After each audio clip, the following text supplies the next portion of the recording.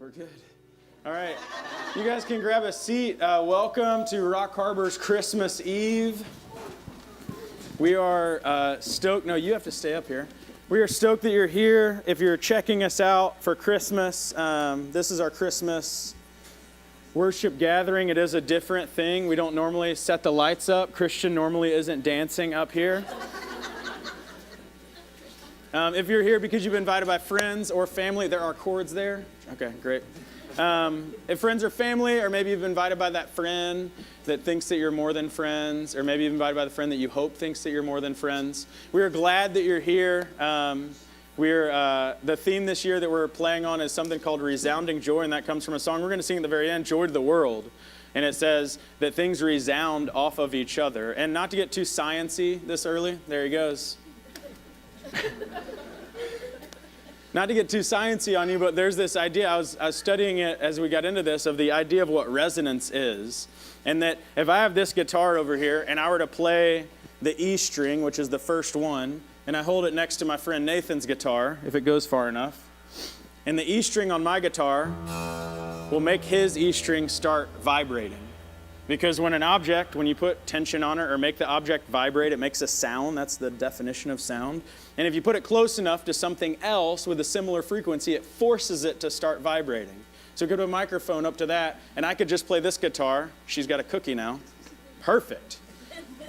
That would happen. And that's the song. That's the idea, is that when two or more items are making the sound off of each other, it's called resonance or resounding joy.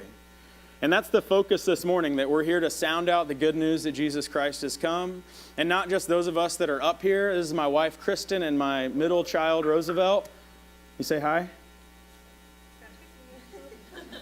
She waved with her dress. And it's not just for us up here, but the resounding joy we make involves you. And I'd encourage you to do that too, that not just to come in and be entertained, but to understand that you have just as much a part in making this joy resound as the people that are up on stage. Even if you can't sing on key, even if you're the one that claps at the wrong time, or you say amen or come on when it's the inappropriate time, whatever it is, we all have a part to play in it this morning. So it's going to be a mix of song, it's going to be a mix of video, spoken word, and I would say sit back, but I'd invite you to lean in and be a part of it with us this morning. Okay? Awesome. Let's do it.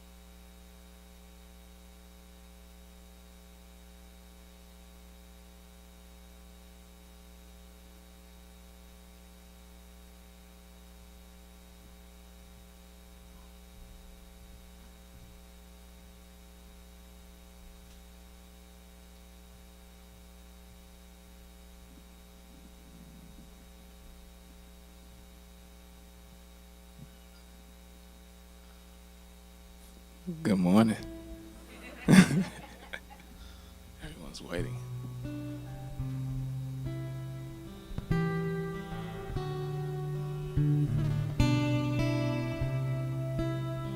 branches where all your leaves, they fell to the ground, but they'll grow back as long as you stay in the vine. Your roots grow deep beyond the concrete in places we can't even see, as long as you stay in the vine. When it rains, you stretch out, I grab an umbrella. It enhances you, it makes you grow bigger, as long as you stay in the vine. Birds of the air nest in you, like a best friend telling his best friend about how his ex-friend depressed him. So if you ever feel like disconnecting, know that someone that depends on your connection, your leaves are their protection. So please, please, stay in the vine. It's more than a relationship. You're probably wondering, how do I know? Because one day I went through an exodus, and my gold chain was engulfed by bold flames, and I bowed low to a cattle, then I slipped my wrist just to ring a bell. Trying to stay connected to the vine by just touching tips with other branches. But then I heard a message by a guy named Isaiah. He said, don't get restless, cause there's a stump growing from the root of Jesse. But I neglected Amos, Elijah, Elisha, Ezekiel, Jeremiah, I rejected. I'm the reason why they say a prophet's not honored in his own home, because these ears were never receptive. Matter of fact, abide in me, I am the vine. I thought that was true until I see my enemies coming through the gates, killing my children, raping my women, pillaging my village. I thought my wife was the vine, but she couldn't stop the intruders. Thought my children were the vine, but they couldn't stop the intruders. I thought my money was the vine, but it couldn't stop my intruders. I thought my job was the job. I thought my job was the vine, but that couldn't stop my intruders. So now I got 3 of my friends throwing the fire. One of my friends throwing the den with an angry lion. All of this violence, I closing my eyelids, but still see the screams of the tyrants. Please stay in the vine.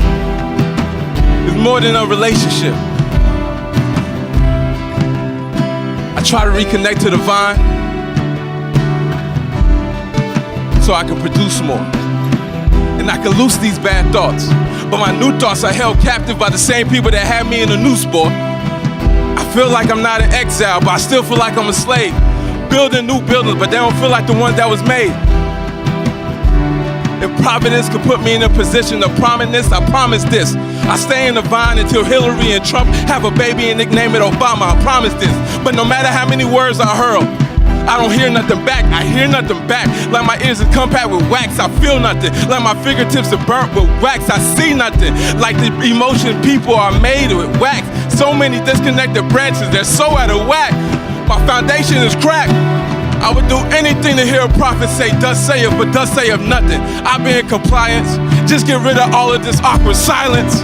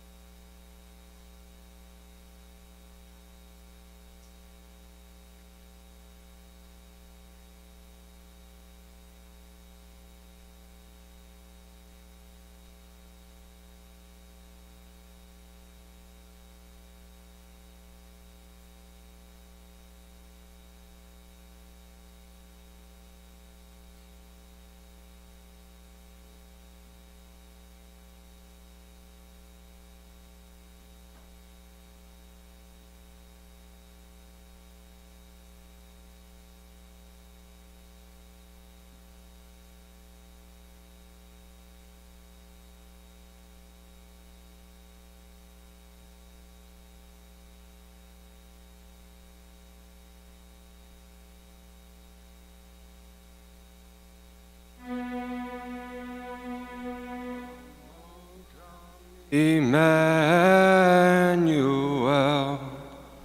and ransom captive Israel.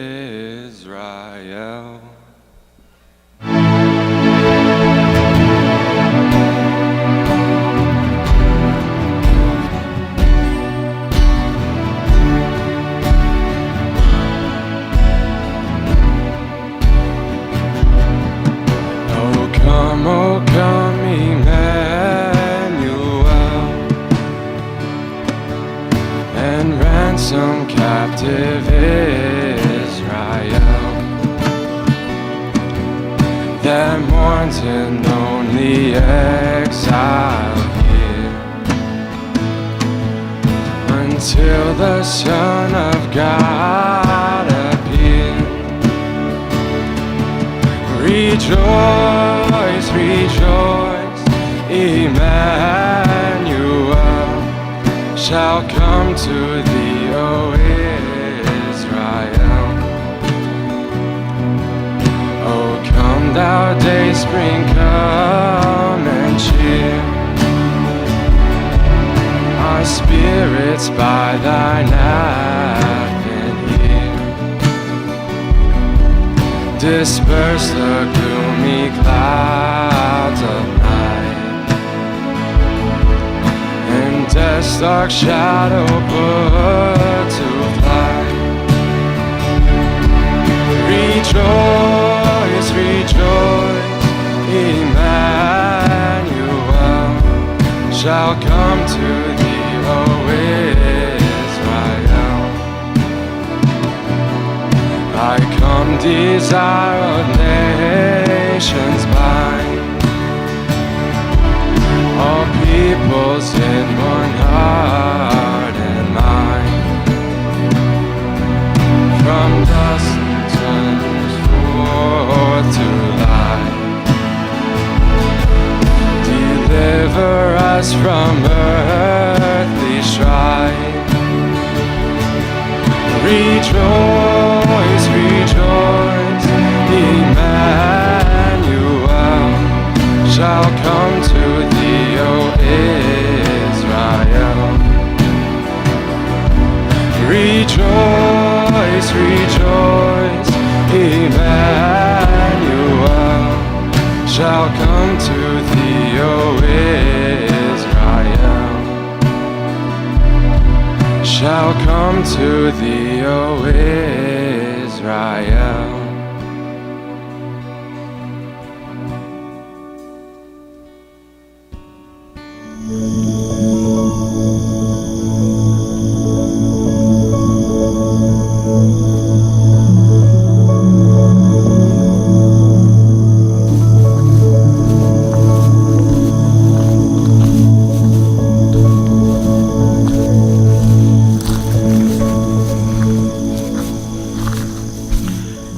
In Luke chapter 2, beginning of the Christmas story, we read these words. Now there were shepherds living in the fields nearby, keeping watch over their flocks by night. And when we hear those words, we have all these pictures in our mind that come out of nativity scenes and Christmas pageants of rolling green hills dotted with these fluffy white sheep, and nearby are some middle-aged, respectable-looking shepherds watching over them all. The reality, though, is that's probably nothing like what actually happened on that night 2,000 years ago. There are hills outside of Bethlehem, but they don't exactly roll. They rise and fall sharply instead. They're not covered with soft green grass, but instead it looks a lot like this, with sort of pokey shrubs and rocks and dirt. It's not idyllic at all. Instead, it's rather severe. The sheep, not puffy and white, unfortunately, but more brown and dirty and smelly. And the shepherds, not exactly your well-respectable, middle-aged kind of guys. A few years ago, I had an opportunity to be with a team of students in Ethiopia, and we ran across a modern-day shepherd living in the eastern part of the world. He was a young boy, about 13 years old. He lived with the sheep, so he was dirty, he was smelly. He hadn't hung out with a lot of people, obviously didn't have a ton of social skills, and he carried on his back an AK-47 to protect himself and his sheep from whatever they might encounter in the world. Our students all wanted to take a picture with him, which he was happy to do, but he demanded that we pay him for his photo. And of course, we obliged. He had an AK-47 on his back. And I want you to have that picture in your mind when you think of the beginning of Luke chapter 2. Because that's probably what these shepherds were like. These are not middle-aged men. This was not a job for middle-aged men. It was a job for young boys. It didn't pay well. It wasn't their sheep they were watching. It was somebody else's sheep. They were making money for someone else as they watched over the sheep in the fields. They didn't simply work in the fields. Notice the Bible says they were living in the fields with the sheep. I want you to have the picture in your mind of a bunch of teenage boys living in the fields with the sheep, dirty, smelly, armed to the teeth with all sorts of weapons to protect themselves. These are not well-respected people.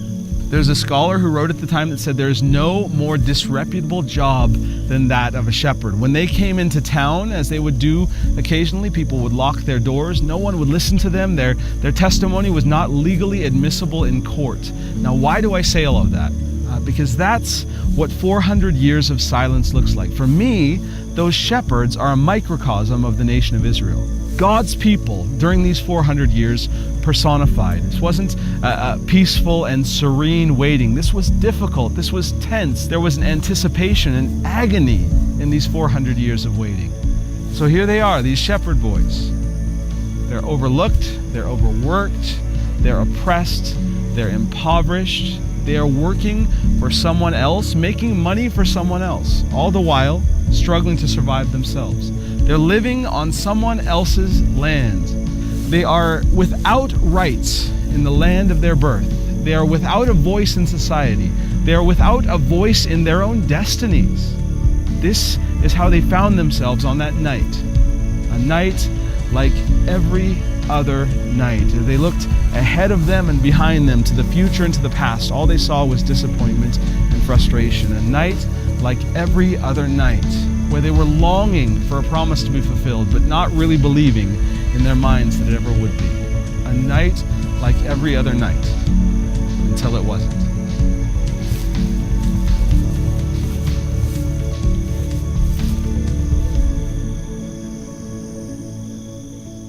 And there were shepherds living out in the fields nearby, keeping watch over their flocks at night. An angel of the Lord appeared to them, and the glory of the Lord shone around them, and they were terrified. But the angel said to them, "Do not be afraid. I bring you good news that will cause great joy for all the people. Today, in the town of David, a Savior has been born to you. He is the Messiah, the Lord. This will be a sign to you. You will find a baby wrapped in cloths and lying in a manger." Suddenly, a great company of the heavenly host appeared with the angel, praising God and saying, "Glory to God in the highest heaven, and on earth peace to those on whom his favor rests."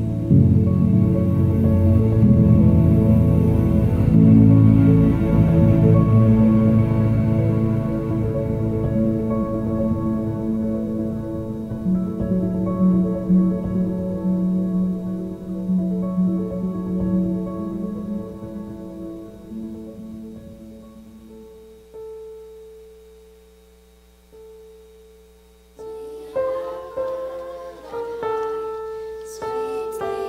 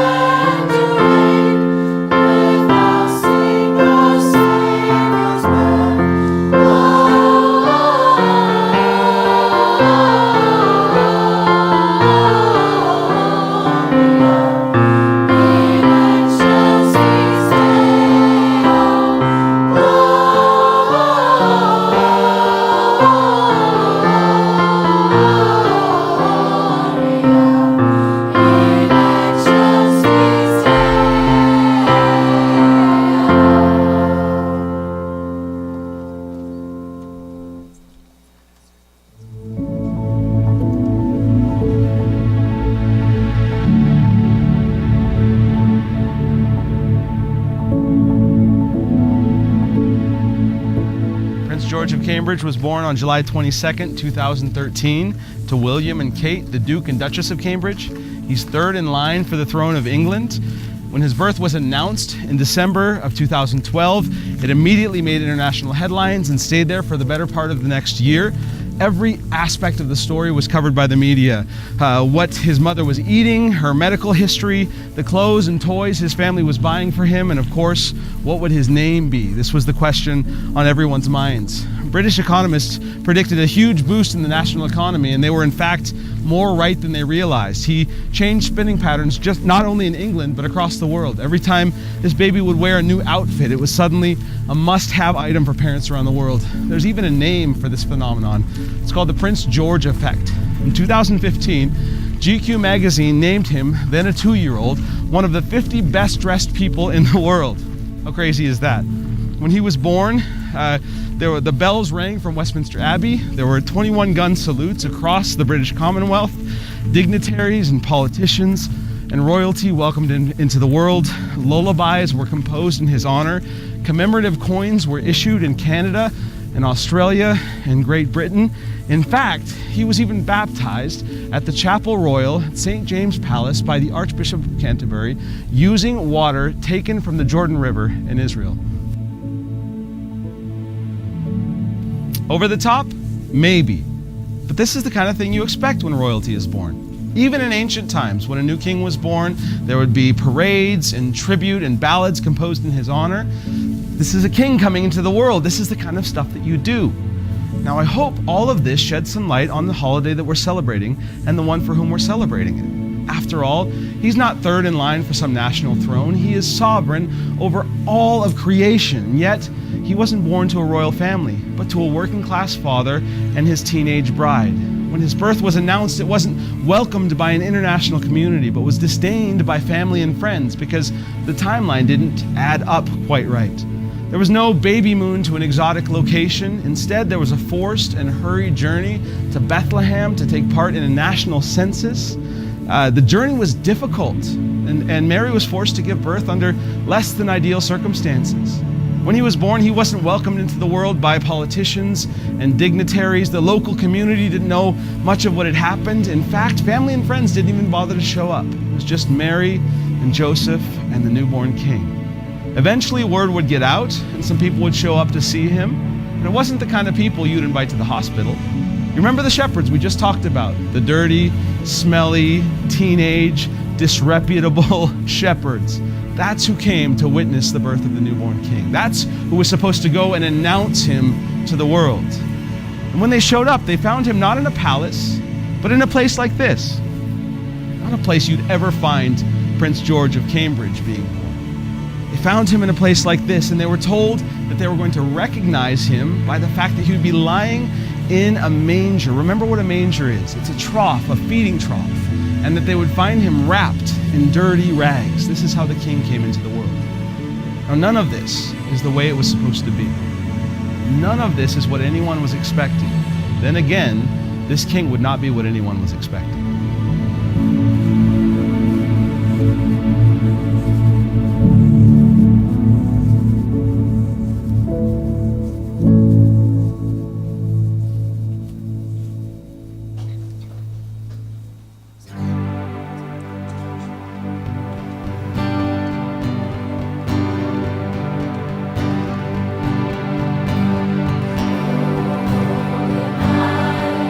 The stars are bright.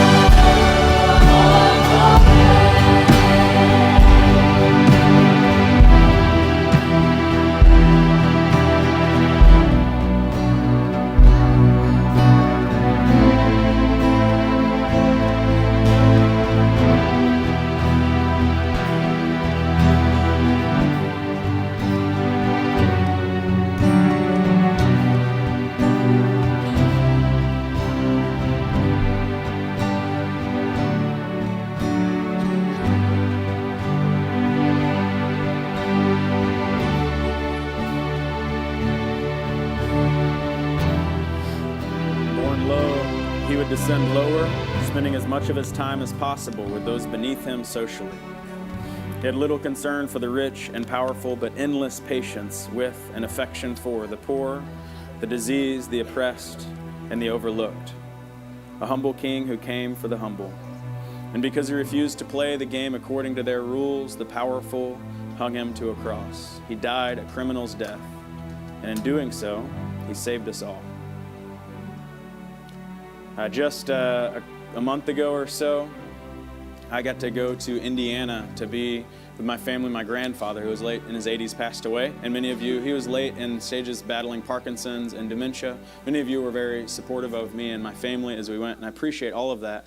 And while it was a somber event, it was also a reminder for me as a kid, because every summer we would drive up there from South Alabama to Indiana to go to Heritage Lake, and we'd spend a week on the lake at my grandparents' house. We'd go there every winter too, but it often wasn't able to be swam in at that point.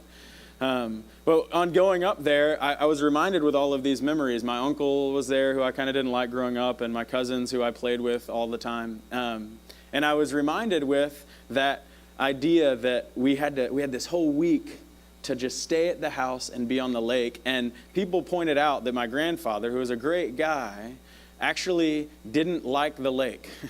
He didn't want to be in the water or on the water or near it. Yet he bought a house that he lived in. It wasn't like a lake house. It's where he resided. He bought 2 boats, one to ski behind and one little Duffy we'd take out with a crank motor and go fishing and catch maybe something, but then make my dad skin it because we didn't know how.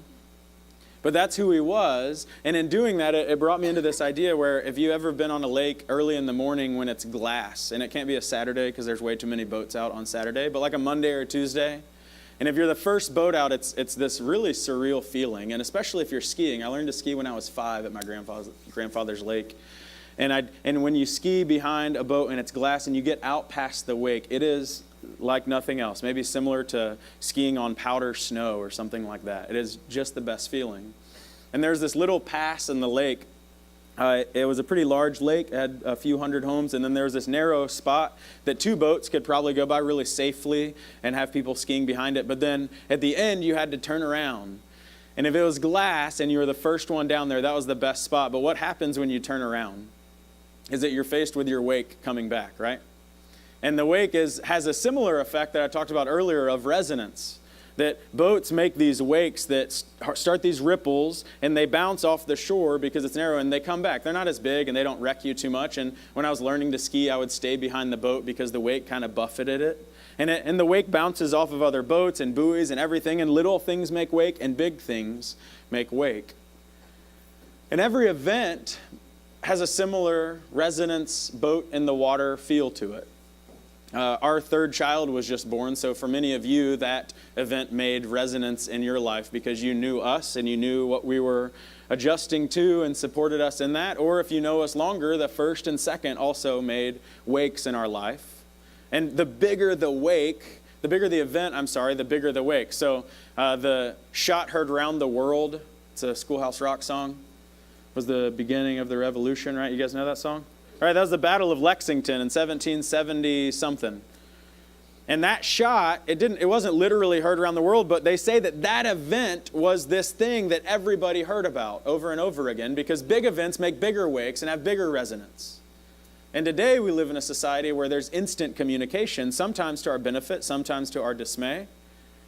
I remember hearing about the assassination of Osama bin Laden before the White House could issue a declaration of that because somebody heard. You guys remember the scenario where somebody was there, like live tweeting from where it happened, saying there's helicopters in the air, I don't know what's happened, and everybody was excited or curious or terrified, either of those emotions.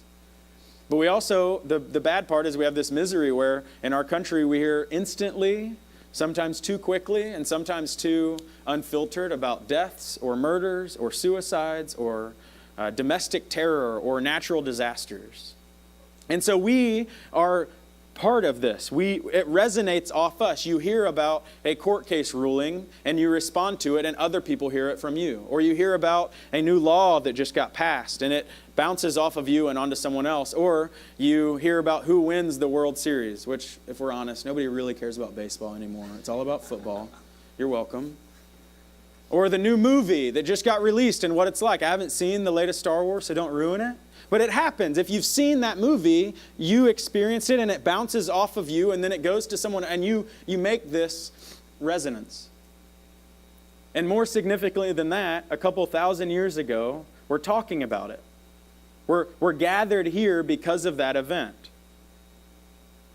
This guy, Luke, he wrote one of the 4 books, and he talked to other people and put all of their stories together, and he writes about these 2 teenagers. Josh just talked about it brilliantly, that had a child, and they named him Jesus. And Jesus isn't a super famous name just because it says something different. People are named Jesus today, and it's Yeshua in Hebrew, and it's common. But this child is named Jesus for a specific reason. Yeshua means that God will save. And if you read the passage in Matthew, it says, you will name him Jesus because he will save his people. Meaning this isn't just any other reminder that God saves his people and he's mighty to do that, but this is a declaration that God's saving his people through this child. And that event is why we're here. Whether you believe the books of the Bible as they're collected or whether you have a hard time with that and you have a lot of doubts. And I imagine we go from a spectrum of total belief and total doubt in this room, and that's great. And I would say this, if you're not used to church or not familiar with Christians, or maybe you are familiar and that's why you stay away, I would say that the church and all of its expression should be the place where anybody can come and have any questions. And I feel the same way. I have a lot of questions and I have a lot of faults, and I've got a lot of things to figure out on my own. But we're glad you're here if you're here. But that's why we're gathered. That event, that arrival of God in the flesh forever altered the world we live in. I love the Jesus Storybook Bible describes God's love like this, that his never stopping, never giving up, unbreakable, always and forever love. That God in that love sent his Son, who was without sin, to be sin on our behalf. And that he knew us better than that we know ourselves, and that we've all sinned. And that's a weird word for some of you, that sin, and what that means. We talked about it a few weeks ago, that sin isn't just doing wrong things, and that there's some God in the sky that says that you did things right or wrong.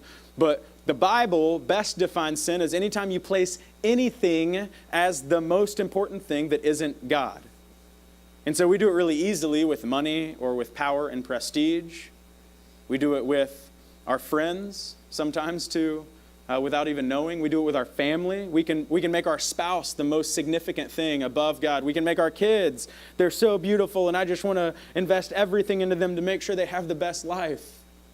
And that can be sin because we're putting it above God. It can be other things that are less obvious, like your fellow Americans, placing your political party above everything else, or a social group that you're a part of.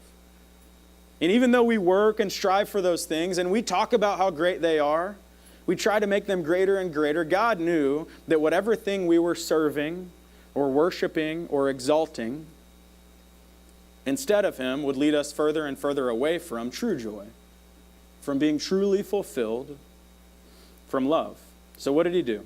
He came down, and he carried out something theologians call the great exchange. I call it the absurd exchange because I still can't wrap my head around it.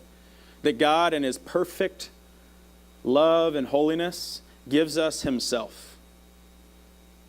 In receiving him, we are righteous and holy and perfect, secure, forgiven. Even every day, I look at my own life, and every day I make mistakes and I do things that are heinous that I don't tell people about. I do things that I tell people about. I think things that I don't like to tell people about. And every day those things would separate me from that God, but God has made a way that we can be united with him through this person of Christ. And he gives us this Jesus, and then we, in return, what do? We give him all of our junk. Great exchange, God. I think I pulled one over on you. Because he gives us forgiveness and righteousness and mercy and grace, and we hand him the deepest depths of our heart that are twisted beyond belief. The invitation for you this morning is to take hold of that resounding note. That for 2,000 years, the arrival of God in the flesh has been resounding off of empires, throughout wars and battles, laws and ordinances, off of men and women, grandparents and kids, and even, as the song puts it, off nature, right? Fields and floods, rocks, hills, and plains, that they resound the joy. That all of the world is resounding this joy that God has come in the person of Jesus of Nazareth. And what we'd like to invite you today is, if you've never made that decision, that we would love for you to make that this morning. Because maybe there's two groups, I would say. Maybe you want nothing to do with Christianity or the church, but your heart can't stop stirring about this person of Jesus. I would say, me too. That the church has done a lot of wrong things, and Christians have done a lot of wrong things, and it's frustrating beyond belief to call myself one sometimes. But the invitation is to follow Jesus, not to follow Christians. Or maybe you've been tiptoeing around it. You've been touching your toe in it. You hang out and you're not quite sure. But we would say there is no better time than today. Or yesterday would have been better. Or the day before that. Because a lot of us in here have made that decision. And we would say it is the central decision of our life. More than a decision to get married, to take a job, to have children, to retire, to move. And so what I want to do is I'm going to invite you to pray a prayer with me. And so if everybody would close their eyes, I'm going to pray this. And I'm going to say this. I'm not going to ask you to raise your hand if you prayed it for the first time. I believe that you should tell someone, but I believe that it's something, we don't want to make look how great we are. We want to point everything back to Christ. And so I'm going to pray this prayer. And if you would like to for the first time, I would love for you to pray it. You can pray it quietly. You can say it out loud if you want. It just says this: Jesus, I need you. I know that I am a sinner in need of a rescuer, and that's only achieved in you. I need your forgiveness. I turn from my sins, all those ways that I've put things ahead of you, and ask you to step in and be the master of my life. I want to follow you, to trust you, to learn from you as my master and my rescuer. In your name, amen. If you just prayed that for the first time, welcome to the family. We're not going to make it really uncomfortable if that's true. I pray that it's true. I pray for that all the time. But the idea, please, find me, find my wife. You can tell Rosie about it too if you want. She might not remember. Tell somebody with a name tag. Because we want to make sure that you're plugged into community, that you're not ever created to do life alone. And everybody can agree on that it's hard to do it solo. And so we want to make sure that you're plugged in. But for the rest of you, because all of you that have already received Jesus, you're like, well, what about me? For the rest of the believers in the room, you are called to be the resounding joy. That wherever you go, the text says this in Luke 2:20, it says the shepherds returned home and they glorified and praised God for the things they had heard and seen.